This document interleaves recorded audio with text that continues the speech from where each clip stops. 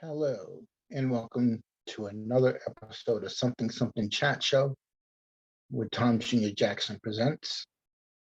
After the movie review, Black Panther, Wakanda Forever.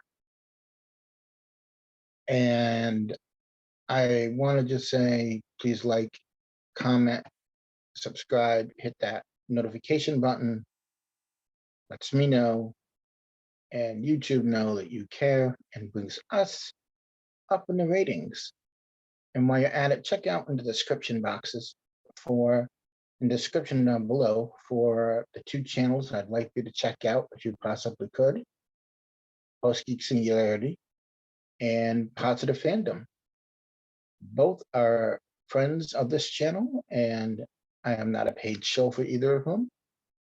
They are good friends of mine, well, the people that run the channels. And I think you might enjoy it. So it's Geek Singularity, Positive Fandom. Give that a check out. Now, I just want, because I really, really want to get into this review. So we're going to get into episode 30 of After the Movie Review, Black Panther, Wakanda Forever.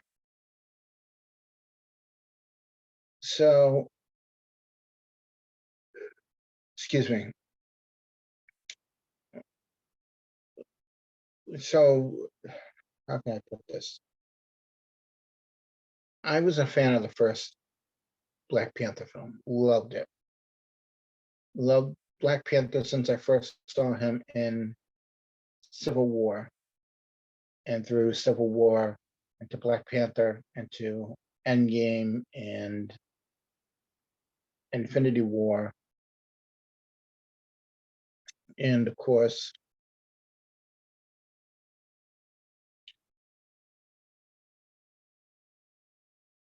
Chadwick Boseman and his beautiful portrayal of the Black Panther in the What If series, which was his final appearance.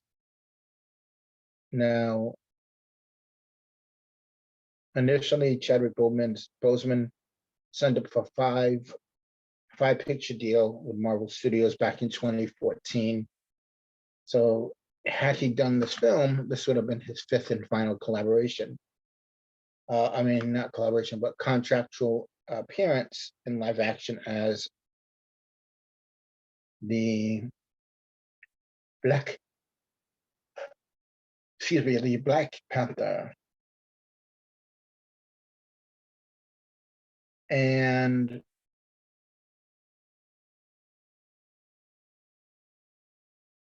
how can I put this? This was the most emotional movie I've watched. It was emotional because,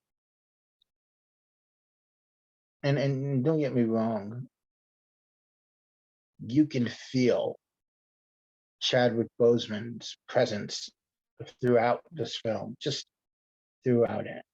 And this movie is made with love, and it's made as a dedication to him, but it's also made to move forward as well. It's a movie that, excuse me, I knew it was going to make me emotional because I'm one of those people that can put myself into that mode of something going on and it will make me emotional. Well, this film did it 4 times. And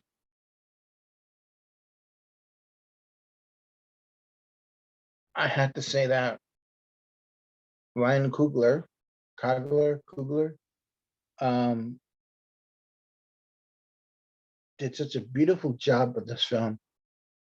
And the most hardest job in the world of having to do this film without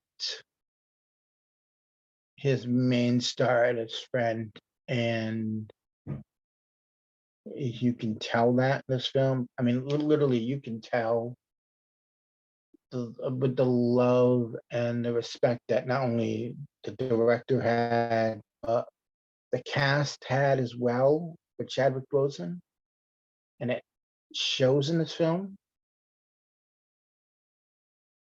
And it shows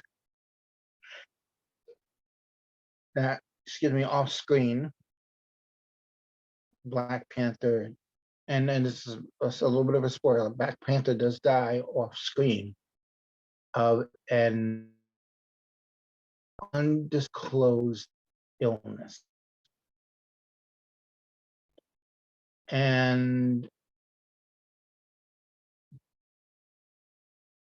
this movie is about so much. It's about Wakanda coming into its own with being out there in the world. It's about a nation dealing with the loss of their king. It's about family and the loss of their son and brother and friend. And it's also about Wakanda not only finding itself again, but dealing with the presence of the villain who is no more, and trying to figure out if they can deal with him or be friends with him. Excuse me. And it's a lot of those things rolled into one. It's a movie that I know that it's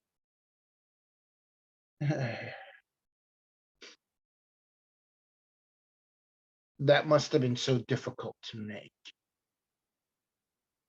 But like I said, you could tell from the love and the expression and the togetherness of these people that they made something beautiful together. And some people say, well, there's a problem with this movie because Black Panther isn't in it. But that's not the problem. It's supposed to feel that way. You are supposed to feel that loss and that feeling of, okay, so he's gone. Where do we go from here now? How do we come through this? And I think it puts you in with the story, puts you in with um the mood. And I don't think it's exploiting Chad Chadwick Boseman's death. I think it's very much celebrating him. Very, very much so. To a point where I think that if he could see this movie, he would have liked it. I think he would have smiled on that. Now, how can I say this? And I like to be as vague as I can with my reviews because, like I said, sometimes this could be someone's first time watching the movie, even though many people have probably seen the movie many, many times. You have to remember that someone is going to be seeing this movie for the first time. So, how do you entice them to see it? So, I'll say it this way: this movie is very much Shuri's movie. And what do I mean by that?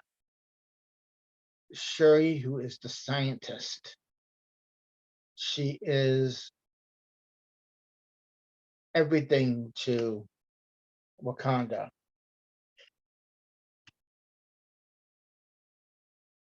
This is her movie,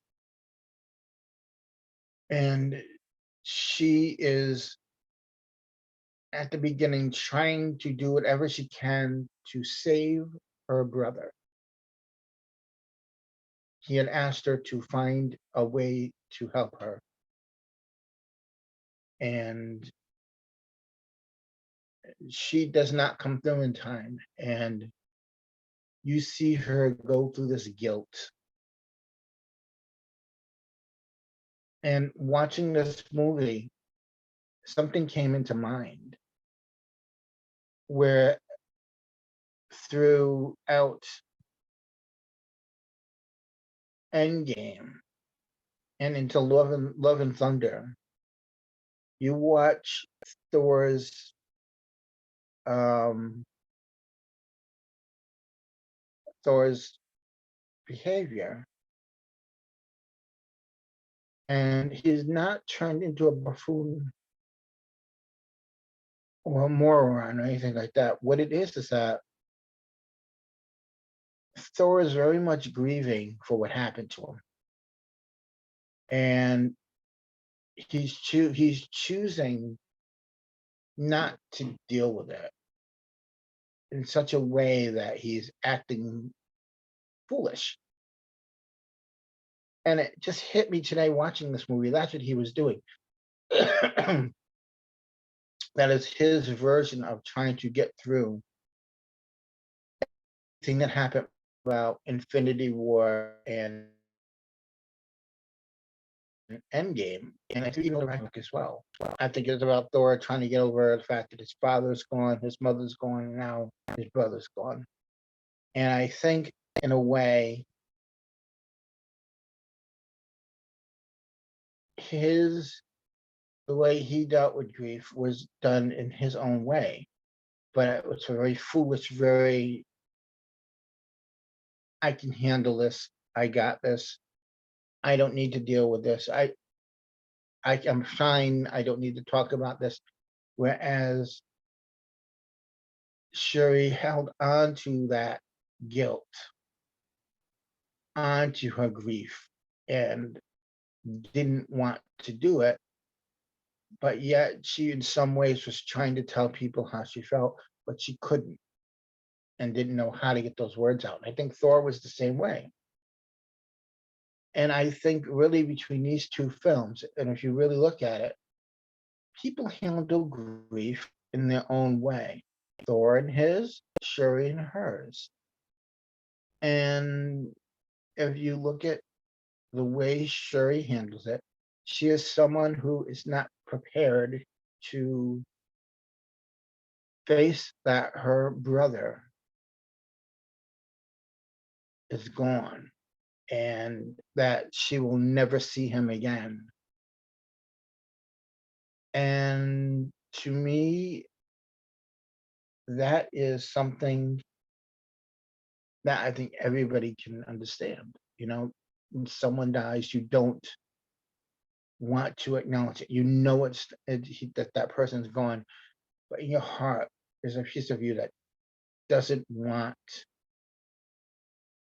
to face it. And I think that, and you become angry, and she was angry. And I think that was something that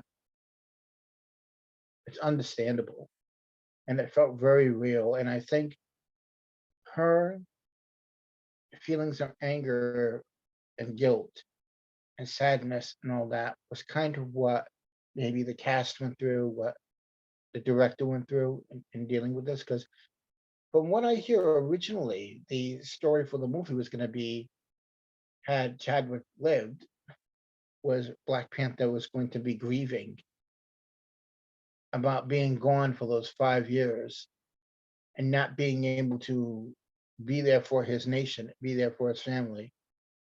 And all of a sudden shows back up. And how is that? You know, he has that guilt. And I really do think that a lot of phase 4 is, and this is what I noticed. The theme for phase 4 was a lot of family. It was dealing with grief. It was dealing with guilt, and it's done in different ways and how people deal with these things. How do you deal with guilt? How do you deal with grief? And everybody does it in their own ways. And until today, I've noticed this, and it's a very powerful theme to go through because everybody deals to it in their own way. Like if you look at Thor: Love and Thunder, where Jane knows that she has, I think that was stage 4 cancer, and she's like, "Yeah, what's what's cancer? What?" You know, it's like she didn't want to accept it, and she dealt it jokingly because she didn't want to face it. Because if once you face it and you say, "Okay, this is what's happening. This is happening to me now," then it becomes real. Then it becomes final. You know what I mean? It's why Sherry was the way she was in this film. It's a very real feeling, and I don't think this movie was a woke film. I think that this movie was beautifully done. I think that should there have been more male players into it? Maybe, but it was done that way for a reason. And I loved the girl who plays Riri Williams in it because if you watch her and Sherry together, in a way, she becomes like a sister and that best friend that Sherry needed. And in a way, she gave Sherry that hope like her brother would give her, that encouragement like her brother would give her. And I think not only did her character go through that, but also Angela Bassett's character as the queen. Here's this woman who's mourning her child, her son, and yet she has to deal with the UN. She's got to deal with Namora coming to her country unannounced, undetected throughout the water. And you have this woman dealing with all this stuff, but then also trying to deal with the fact her son is gone. She lost her only son. And that's for that character, that has to be the hardest thing to do is you're the head of this nation, this country, this nation of Wakanda, but yet you have to keep it together so your nation sees that you're fine, that you can handle that, but also handle the grief, but also handle day-to-day things, the important things, the important topics that need to be dealt with. And in this movie, you definitely saw a lot of people dealing with different sides of grief, and it was beautifully done. And I think that Marvel really has the penchant for going into the emotional, and I like that. Some people may not, and that's fine. Some people may not have liked this movie, and some people may have found some things. Oh, I didn't like this. I didn't like that. You know, that's their opinion, and they're allowed to have it. You are allowed not to like this movie if you don't like to, and it's not gonna make you're not a racist if you are. If you do not like it, it's does not make you a racist at all. No, not everybody's gonna like everything, and that's just the way life goes, my friends. That is just the way life goes. But as long as you respect someone for what they like, that's all that matters. What you love is totally up to you. I mean, you can have your own opinions, okay? And you might like something that someone else doesn't. And sometimes people can go, well, how can you like that, but not like this? And it becomes an argument. No, we're all individuals. We're all allowed to like and dislike what we all like. Some people do jump on a bandwagon when someone says, well, I don't like this because this is woke and this is crap and whatnot. Because when you start doing that, that's not your own opinion. That's that person's opinion that you're taking on, and you're like, oh yeah, yeah, I see it that way too. No, don't do that.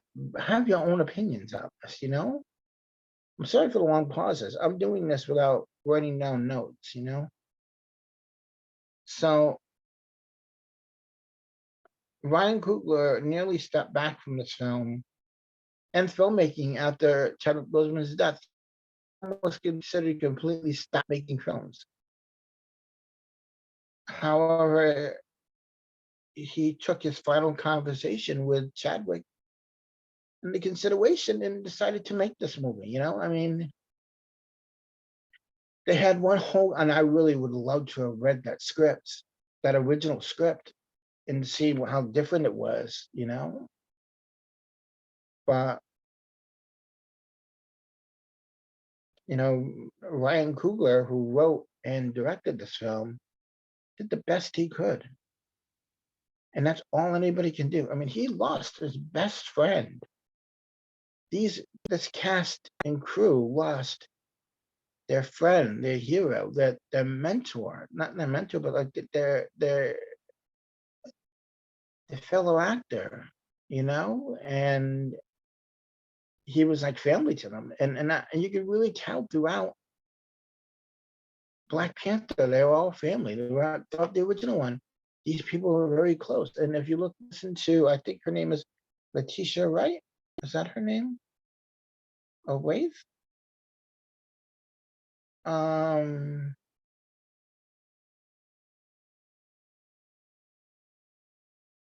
the woman who plays Shuri, she had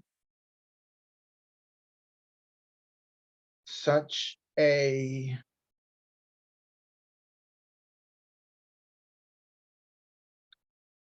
hard time dealing with Chadwick Boseman's death that she spun into a spiral, and the grief really hit her and put her in a position where she did have a hard time dealing with it. She was in Sherry's place. And I think that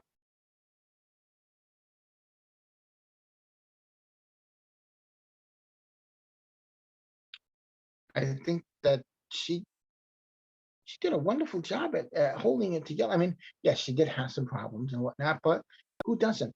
I don't condemn anybody for things like that. Grief, as I said, is the way everybody deals with it, and everybody does some weird things when they have grief, and it's okay. It's okay to have grief. It's okay to feel sad. And that's great. The young woman, Dominique Thorne, she originally auditioned to play Shuri before she was cast as Ironheart and during the first Black Panther movie. But then they brought her back as Ironheart. And some people were wondering, well, why did they put her in this film? And people are looking at the character at this. Well, this character doesn't fit in the film, and this doesn't do that. No,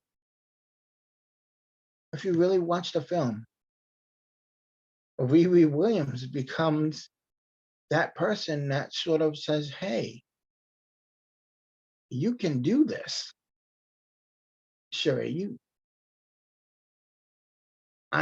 she saw Sherry, and Sherry saw her as someone as equal grounds. You know, they were both like the same sort of person, and I like that. I like that. It took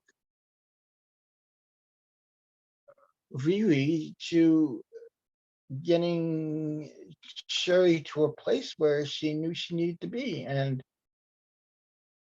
sometimes, we meet people who come into our lives, and for the best of us, they do things that, help change us for the better, sometimes for the worse, sometimes for the better.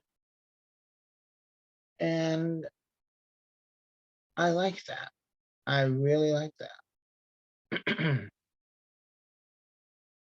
um,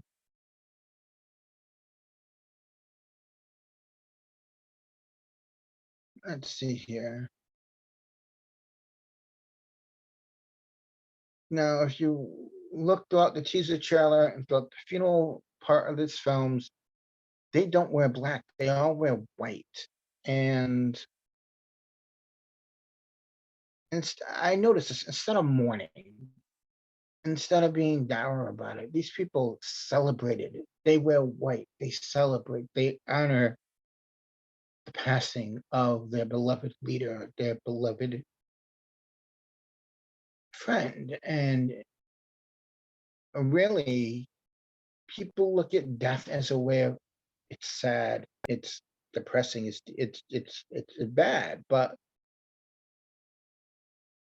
there are many different cultures that celebrate a person's life. They have a party when someone passes. You may be sad, but I think a lot of people look at death like, oh well, that's it. That's it.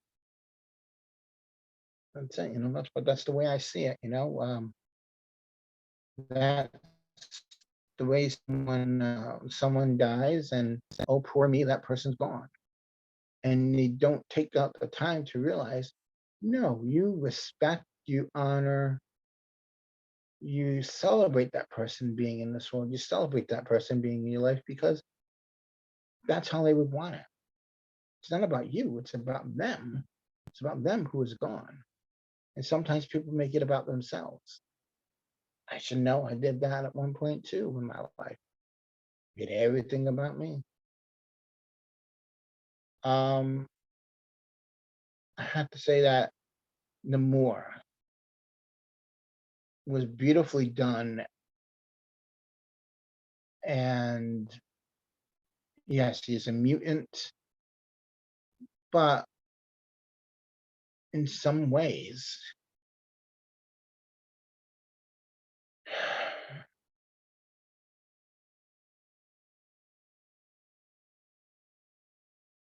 in some ways, he was the antagonist, and he was always going to be the antagonist in the original script as well. Um, like I said, by Coogler revealed that the sequel's original story is going to focus on T'Challa after events from Endgame. With Chadwick Boseman reprising his role, and excuse me, Namor, always just a film antagonist. So it just took tweaking the story a bit, and it became a bit more personal, the story. And it feels like a more personal movie, and it's a loving tribute to um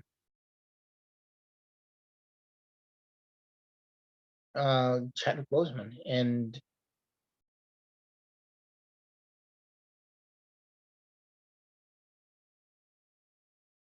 it's how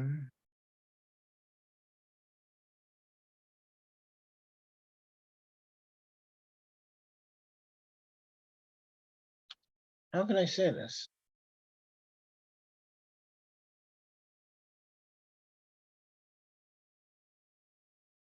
it's a beautifully moving movie, and I, for one, would like to see it again. I would love to own it. Um, you have a great cast in it. Angela Bassett, who is classy and beautiful as always in this, as also Letitia Wright. That who it was. That's who plays Shuri. She does a phenomenal job in this movie, and this really is her movie. So, like, you have Letitia Wright and Lupita Nyong'o and Dana Guria and Winston Duke and Angela Bassett and Tanot Tanat Shuchera. And if I'm pronouncing that wrong, please forgive me, folks. But and then you have Martin Freeman back as Everett Ross. But what you see in this movie is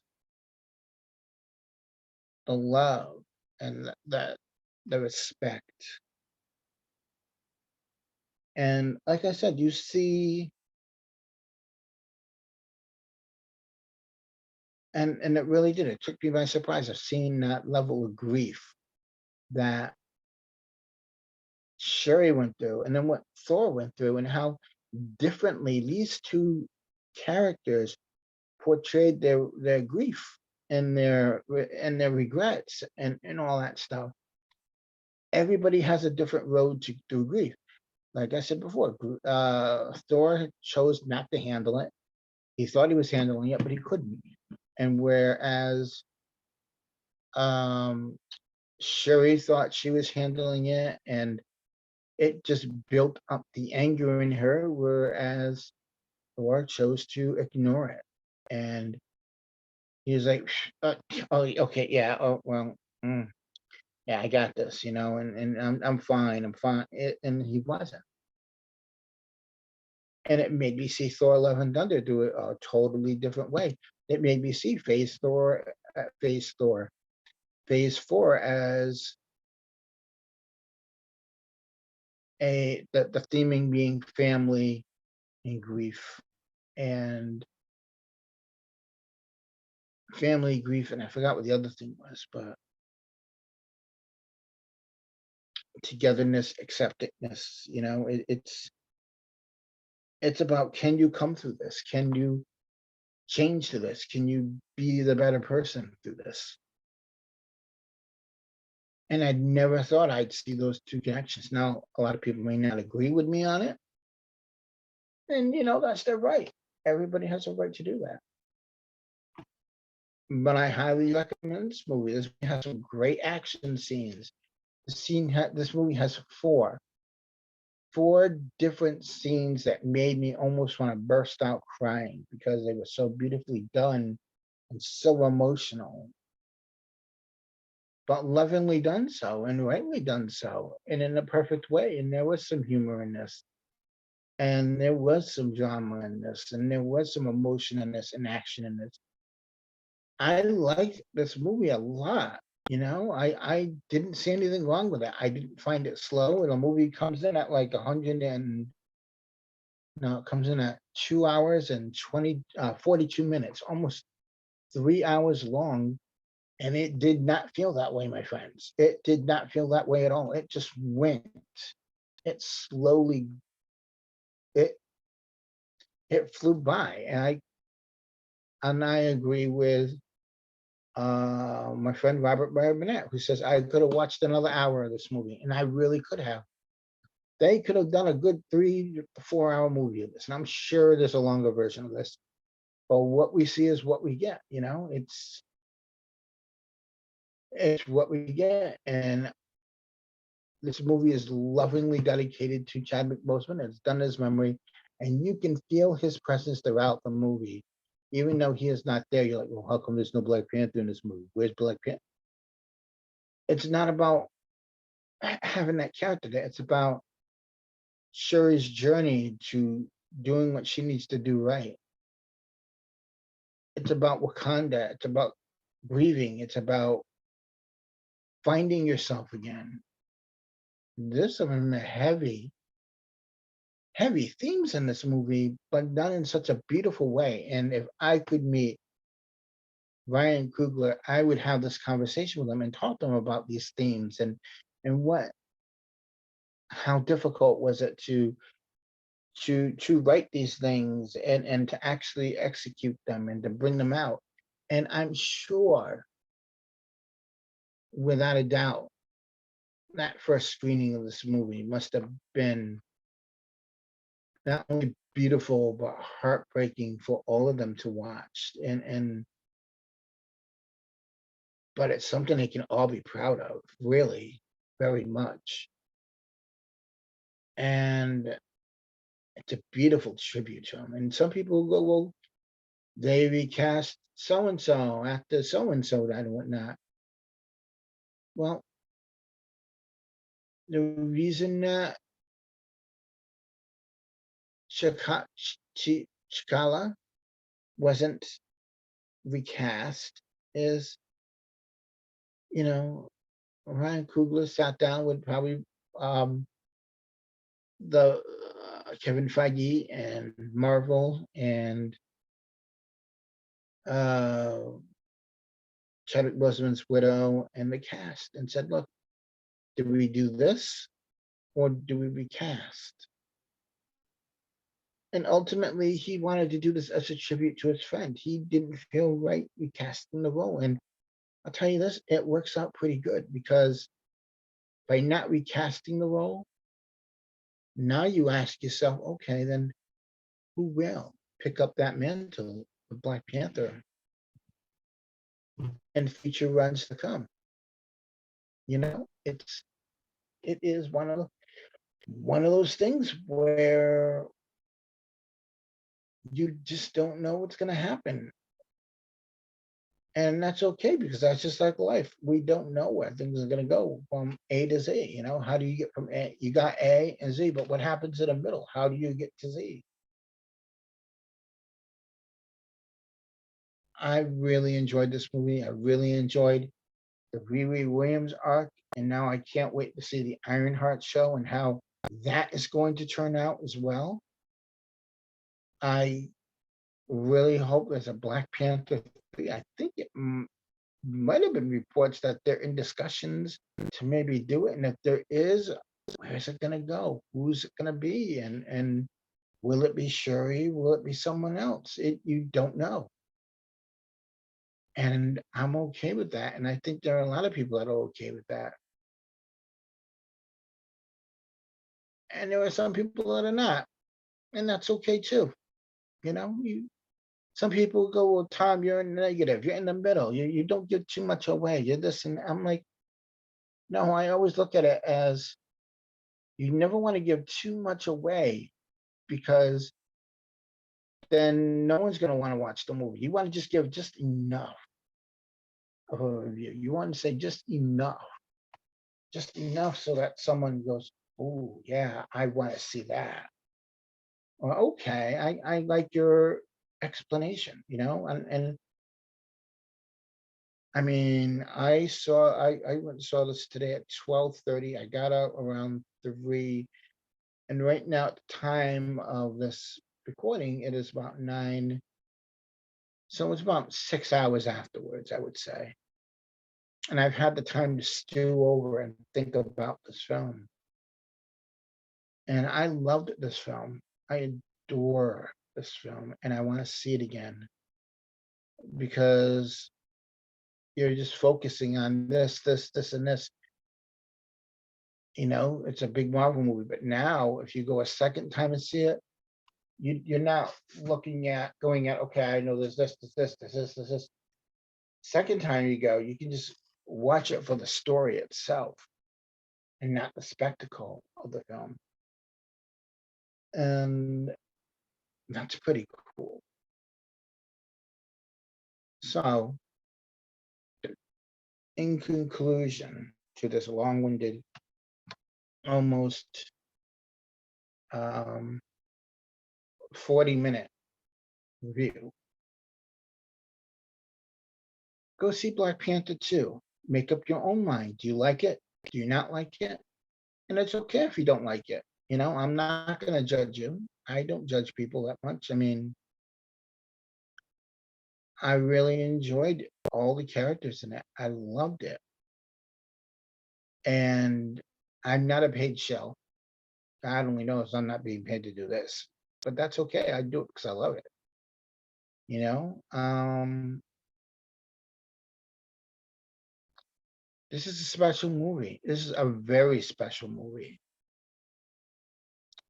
And I think it honors Chadwick Boseman and the character of Black Panther in such a way that it is very much like the comics. There are arcs where T'Challa is no longer the Black Panther, and then so and so becomes Black Panther, and I think that's cool. And there is a mid-credit scene. So at the end, you'll have the credits, and then there's a mid-credit scene, but there is no end credit scene itself, and that's okay. You know, but that mid-credit scene is important, and it's gonna break you if you're one of those people that just gives into the emotion like I do. I can watch something that has emotion in it, and I can be focused on it, and it will make me tear up. And this movie made me tear up quite a few times in it, and for the right reasons too. So, all in all, this is a good film. I think you should all go see it.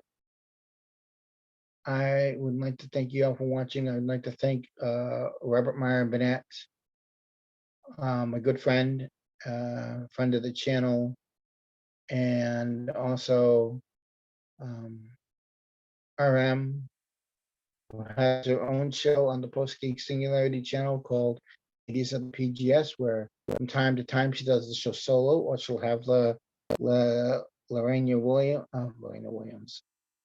I've been saying Riri so much. Lorena Creole, my mistake there.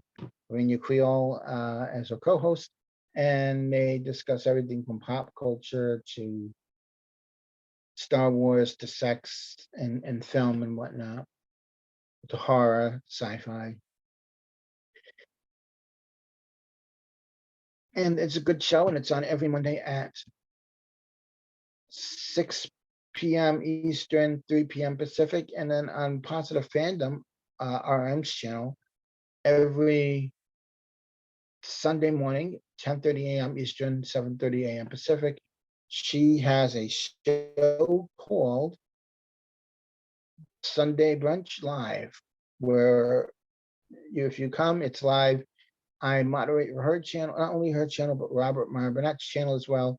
If you come to her channel on the Sunday morning brunch live, if you have a YouTube channel, a Instagram feed, or whatever, something you want to promote, let us know in the chat, and we will promote it for you. We embrace the creators that are out there. We love it. And as I said before, RM is a friend of the channel. I'm a friend of her channel. I'm a friend of hers, and I'm her co-collaborator, her co-conspirator, and whatnot. And soon enough, we will be making Wonka chocolate together. No, not really. We don't have Oompa Loompas. I'm sorry, folks. Um, but also with Robert Meyer Burnett on his channel every Sunday morning, 11 a.m. Pacific, 2 p.m. Eastern on Sunday mornings. You can check out Robert Meyer Burnett doing Let's Get Physical Media with his favorite German pet trash panda, Dieter Bastian. So check that out, won't you?